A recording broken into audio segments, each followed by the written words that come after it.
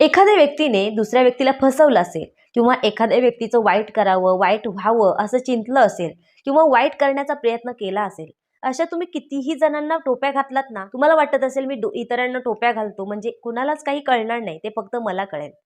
नाही, तुम्ही विसरताय की जे काही तुम्ही कर्म करताय ना, त्याचा ओ-टी-पी थेट देवाच्या मोबाईलपर्यंत पोहोचतो, हे तुम्ही विसरताय. लक्षात ठेवा. आणि जेव्हा त्या कर्माचा भोग तुमच्या वाट्याला येतो ना, तेव्हा तुम्हाला रिअलाईज होतं.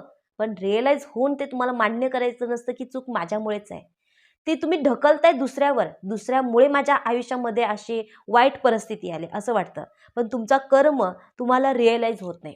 तुमच्या वाईट कर्मामुळे तुम्हाला असे भोग मिळाले हे तुम्ही विसरताय. अशी परिस्थिती येऊ नये असं वाटत असेल ना, तर दुसऱ्यांविषयी वाईट चिंतनं, वाईट करणं, दुसऱ्याला फसवणं, दुसऱ्याला टोप्या घालणं सोडून द्या. नक्कीच तुमचे कर्म वाईट नसणार. चांगलेच कर्म होतील आणि तुमचे चांगले दिवस सुरू होतील. त्यामुळे दुसऱ्यांना टोपी घालणं, दुसऱ्यांविषयी वाईट चिंतनं सोडून द्या.